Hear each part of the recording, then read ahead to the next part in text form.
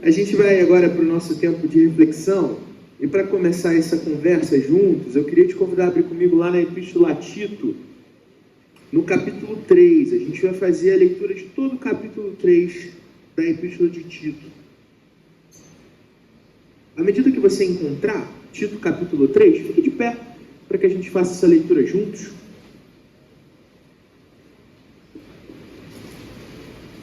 Epístola de Paulo a Tito, capítulo 3, assim diz a Escritura: lembre a todos que se sujeitem aos governantes e às autoridades, sejam obedientes, estejam sempre prontos a fazer tudo o que é bom, não caluniem ninguém, sejam pacíficos e amáveis, e mostrem sempre a verdadeira mansidão para com todos os homens. Houve tempo em que nós também éramos insensatos e desobedientes, vivíamos enganados e escravizados por toda espécie de paixões e prazeres. Vivíamos na maldade, na inveja, sendo detestáveis e odiando uns aos outros. Contudo, quando da parte de Deus, nosso Salvador, a bondade e o amor pelos homens foram manifestos, não por atos de justiça por nós praticados, mas por causa da sua misericórdia, Ele nos salvou pelo lavar regenerador e renovador do Espírito Santo, que Ele derramou sobre nós generosamente por meio de Jesus Cristo, nosso Salvador.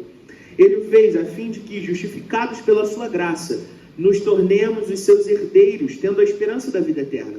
Essa palavra é digna de confiança e quero que você afirme categoricamente essas coisas, para que os que creem em Deus se empenhem na prática de boas obras.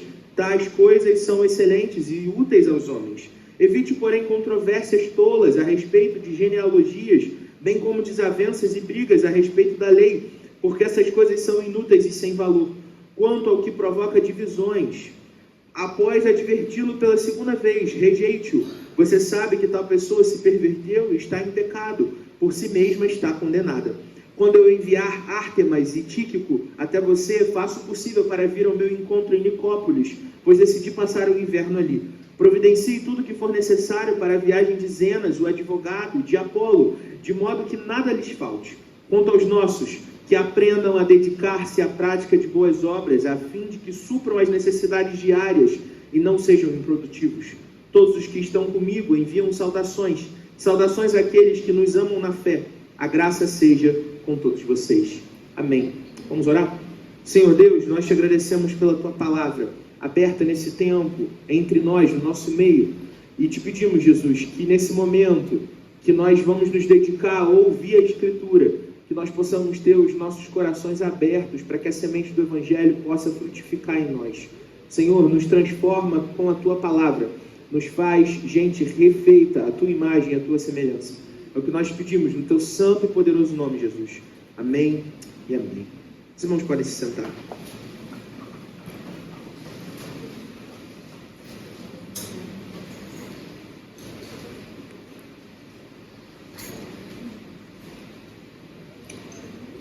Na série de livros O Relato da Guerra das Tempestades, o Brandon Sanderson constrói um universo bastante rico, fantástico, e ele cria dentro desse universo um grupo de guerreiros dedicados a proteger a humanidade.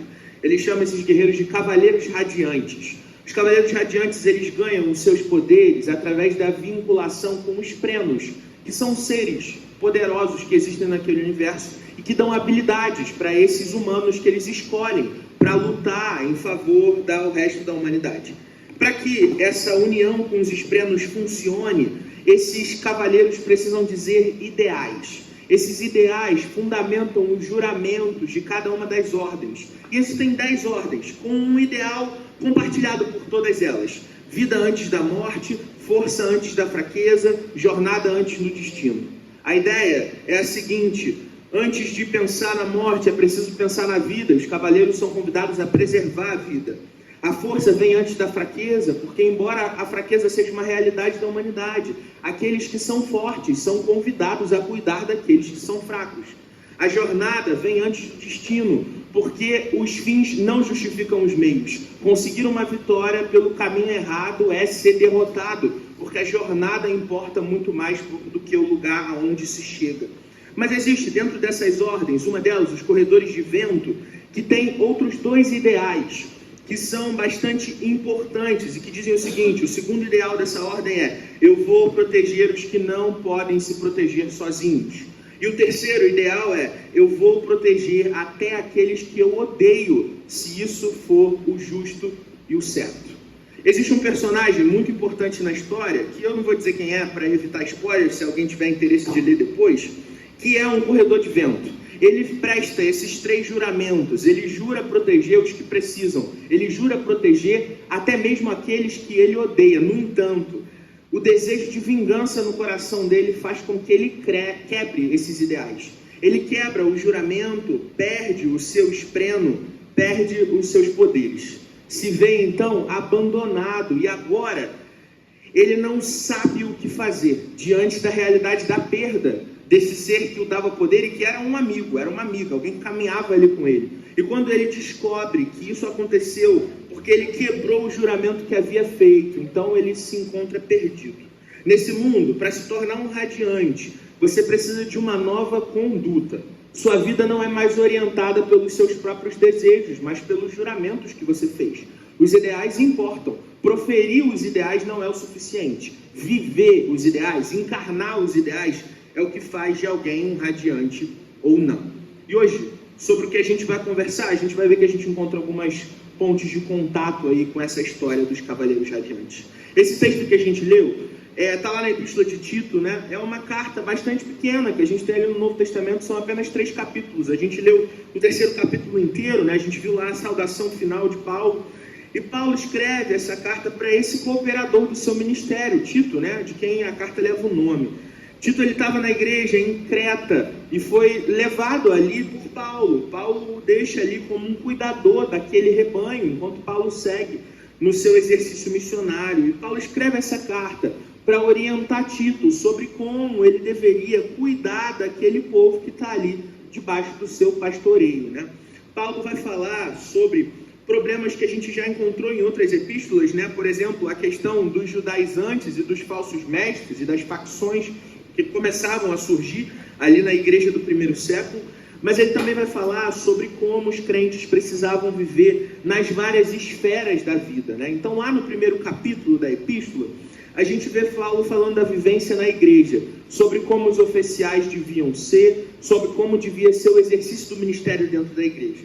No capítulo 2, essa vivência ela passa para as relações. Paulo vai falar de maridos, de esposas, vai falar de escravos e senhores, ou seja, no trato com o outro, na interação com o outro, como devia ser a conduta do crente. E aí, nesse 3º capítulo que a gente acabou de ler, ele começa falando sobre a esfera social, né? Sobre como no dever civil existe também uma conduta, um jeito dos crentes viverem a vida. Então ele parte para algumas considerações finais que a gente também leu.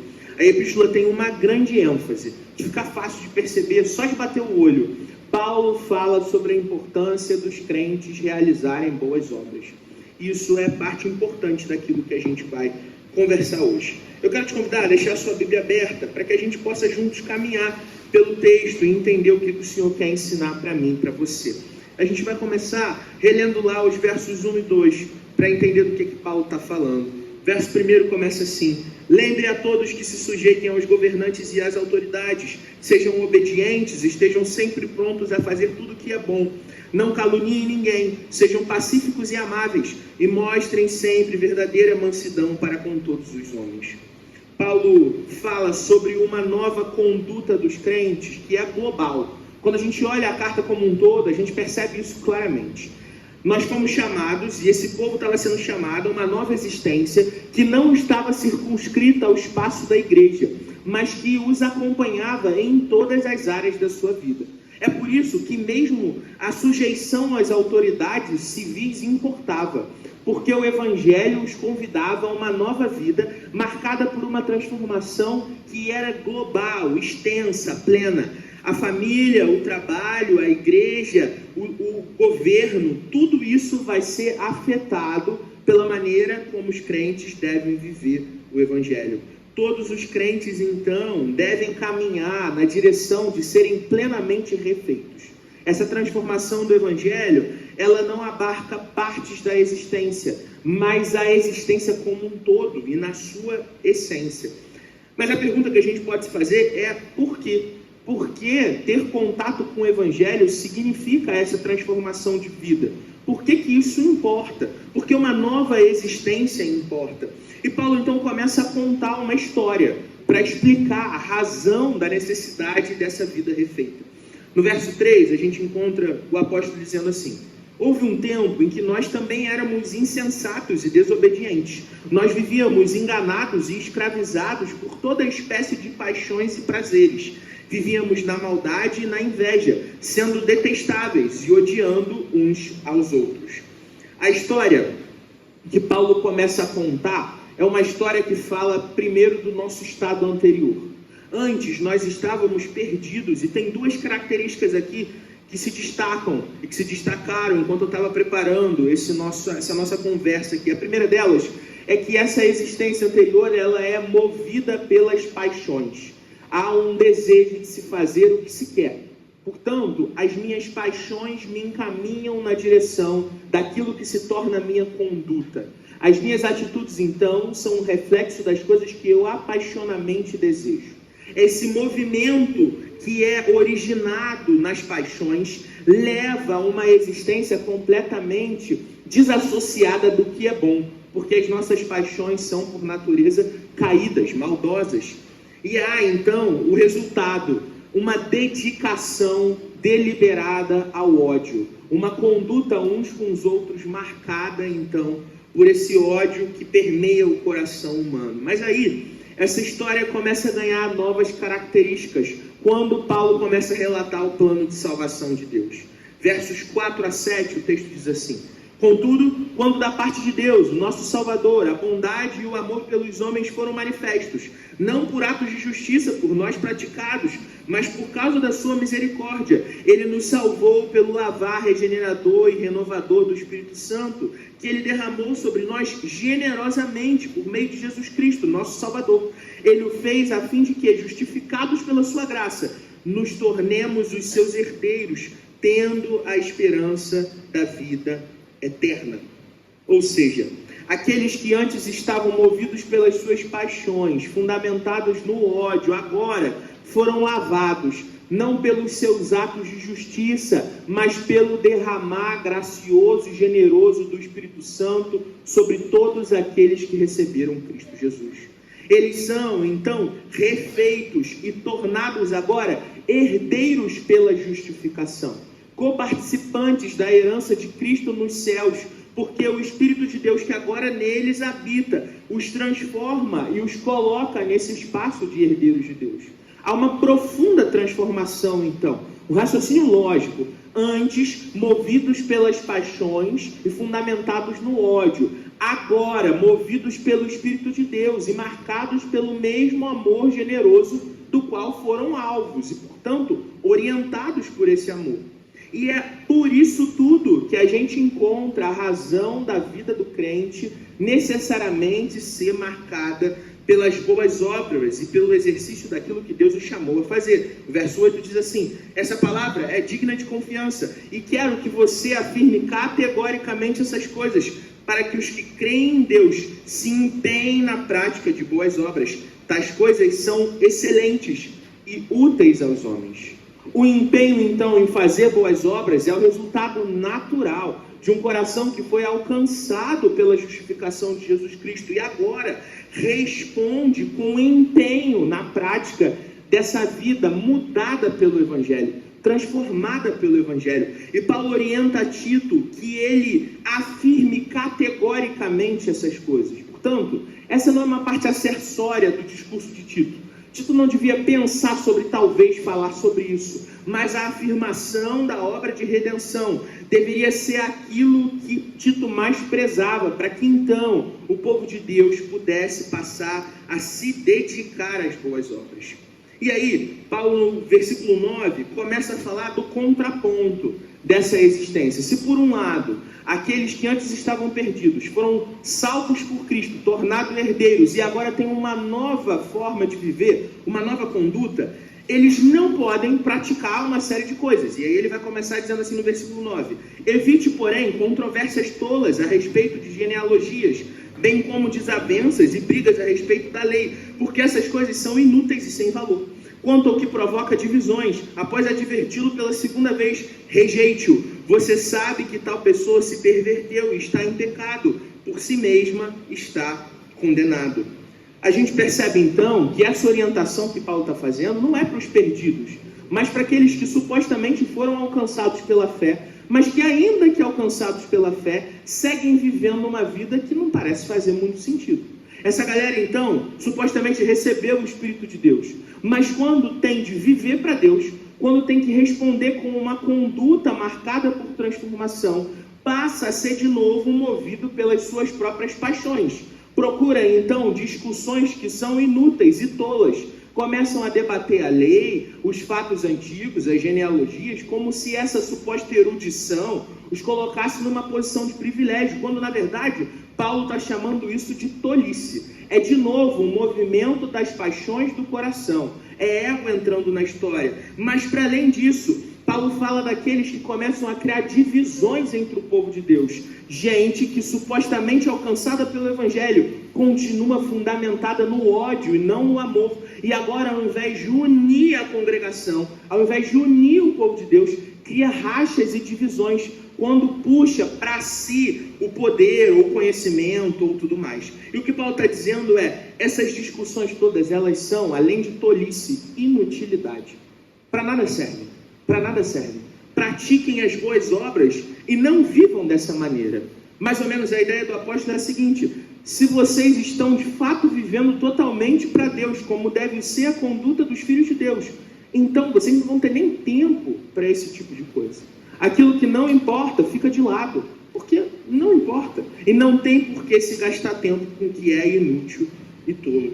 E aí, no versículo 14, no meio das saudações finais, Paulo fala sobre a lição, que eu julgo ser a mais importante disso que a gente encontra aqui, e que amarra todo o conteúdo da epístola de Tito, quando Paulo diz assim: quanto aos nossos, que aprendam a dedicar-se à prática de boas obras, a fim de que supram as necessidades diárias, e não sejam improdutivos. E não sejam improdutivos. Essa palavra, que na nossa versão aqui está como improdutivos, poderia ser traduzida como infrutíferos. A raiz lá no grego tem a ver com frutificar. O que Paulo está dizendo é o seguinte: que então os nossos, ou seja, o povo de Deus, aprendam a lição mais importante que existe: o compromisso em saber viver para a glória de Deus, gerando frutos que redundam no dia a dia, na convivência diária, na resolução dos problemas, na vida como ela é. É preciso então saber viver. A lição que o Evangelho quer produzir no meu e no seu coração é como viver a vida. Esse é o efeito de um compromisso verdadeiro com Jesus. Não uma série de ideais na cabeça, não uma série de ideias que nós proferimos, mas é o Evangelho encarnado quando a gente passa a viver de fato para a glória de Deus. Tendo pontuado isso tudo que a gente viu aqui no texto, eu sempre faço essa pergunta e farei hoje de novo: o que isso tem a ver comigo e com você? E eu quero responder essa questão com uma única grande aplicação, que é também o tema do nosso sermão. É tempo de frutificar. É tempo de frutificar. Quando a graça merecida de Jesus nos alcança, o Evangelho nos cobra uma resposta. Todas as vezes que a gente entra em contato com a palavra de Deus, nosso coração precisa responder de alguma maneira. Cristo garantiu uma nova vida para mim e para você na cruz do Calvário. Isso não veio dos nossos atos de justiça. Não é um esforço humano que se move da direção do ódio, da contenda, da separação, das paixões na direção de Deus. Não. É o próprio Deus que deixa a sua glória, encarna como homem, caminha entre nós, morre na cruz do Calvário para que nós fôssemos reconectados com o Pai. E essa reconexão nos tira do espaço de sermos manipulados pelas nossas paixões para o lugar de uma vida onde a gente pode escolher viver para a glória de Deus. No entanto, esse caminho ele é proposto e essa vida é marcada por um tipo específico de transformação. Muito se fala no nosso tempo sobre deixar uma marca, sobre se deixar um legado, sobre o que você deixa de impactante no mundo. E as pessoas pensam isso em termos de renome, sucesso, dinheiro, fama, uma grande marca ou empresa ou qualquer coisa do gênero. Mas a pergunta que o Evangelho deixa para mim e para você é: que tipo de vida nós temos vivido por aí? Que tipo de vida nós temos vivido por aí? Porque é exatamente isso que nós deixaremos como legado, as marcas da nossa existência. Quando alguém que nós amamos parte, o que fica para nós então é o que essa pessoa fez.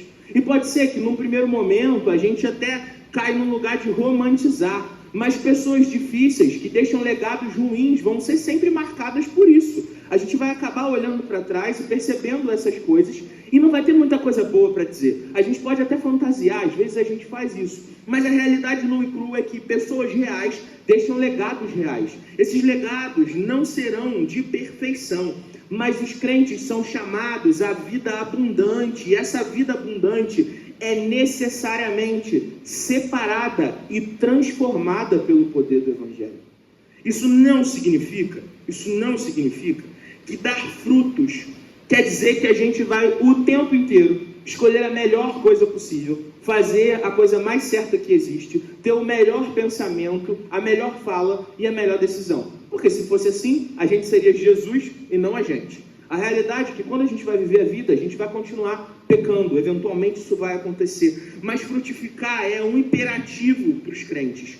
Ser alguém que frutifica, com certeza tem a ver com gerar impacto, com fazer diferença, com fazer com que as pessoas se lembrem da gente de maneira positiva, mas muito mais do que isso. Frutificar tem a ver com o caráter de Cristo sendo formado em mim e em você. A prova de que nós estamos de fato frutificando para a glória de Deus é quando o Evangelho produz em nós um coração mais parecido com o coração de Jesus. Quando a nossa fala é mais parecida com a fala de Jesus, quando os nossos comportamentos são mais parecidos com os comportamentos de Jesus, quando as nossas paixões param de ser nossas e o Evangelho passa a ser aquilo que nos apaixona. Os frutos, então, eles são medidos quando a gente interage com as pessoas, quando a gente vive a vida, mas não num espaço específico. É fácil frutificar performando. É fácil parecer uma árvore frondosa aqui no espaço da igreja. É tranquilo. Mas os verdadeiros frutos do Evangelho se mostram em todas as áreas da nossa vida. Na nossa prática eclesiástica, com certeza, mas também na nossa família, no nosso trabalho, no nosso dever civil, no trânsito, na piada que a gente encontra, na roupa que a gente usa, no vocabulário que a gente escolhe, em cada pequena coisa. Em cada pequena coisa. Na maneira como a gente vive a vida, os frutos do Evangelho começam a brotar. A gente não vai ser perfeito, mas é impossível estar em Cristo Jesus e não frutificar para a glória de Cristo Jesus. A verdade é que quando a gente olha para a convocação do Evangelho, para viver para a glória de Deus, essa convocação é para que a gente abandone quem a gente era antes e se torne uma nova criatura em Cristo Jesus.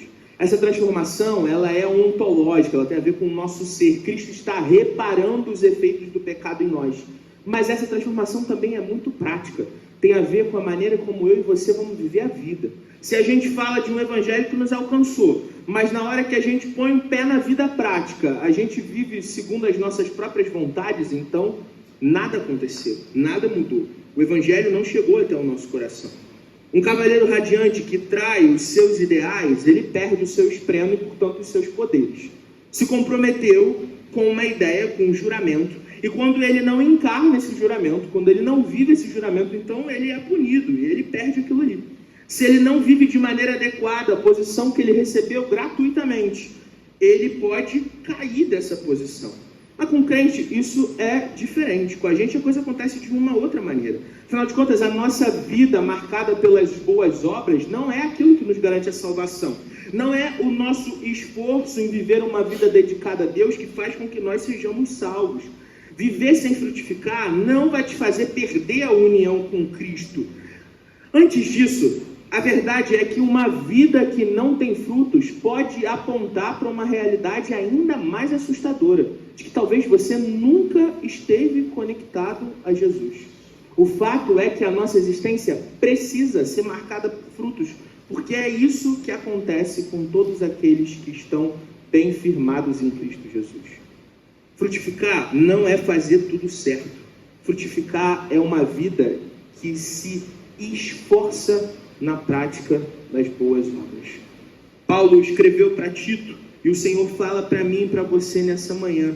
Nós somos chamados a reforçar e a reafirmar os nossos ideais. Aquilo que nós acreditamos, aquilo que nós proferimos, agora nós somos chamados a viver. Deus te chama a um novo compromisso. E o que é feito então nessa manhã, nesse momento, é uma decisão do nosso coração. De dizer então mais uma vez, Senhor, eu me comprometo a ter uma vida que é para a tua glória. Eu decido assumir o preço de viver para a glória de Deus e viver de acordo com a vontade de Deus, ainda que há trancos e barrancos. Eu resolvo me dedicar a ser alguém que frutifica na vida diária. Esse deve ser o compromisso do nosso coração. Esse deve ser aquilo que nos move na direção de fazer o que Deus nos chamou a fazer. Certamente a gente vai encontrar desafios nessa jornada. Os desafios da nossa própria carne que milita contra nós, do mundo mal onde a gente está, do inimigo das nossas almas que muitas vezes nos tenta. No entanto, a presença real do Espírito de Deus na minha e na sua vida é aquilo que nos capacita a sermos gente que não mais vive de acordo com as suas paixões, fundamentados no ódio, mas agora marcados pelo amor de Cristo que nos transforma de dentro para fora. Você pode viver para a glória de Deus, você pode frutificar. E tudo que você precisa fazer então é se submeter a Jesus Cristo e caminhar na presença dele. O Senhor chama a mim e a você mais uma vez para que a gente assuma esse compromisso nessa manhã. Eu espero que assim a gente possa fazer como povo de Deus. Amém?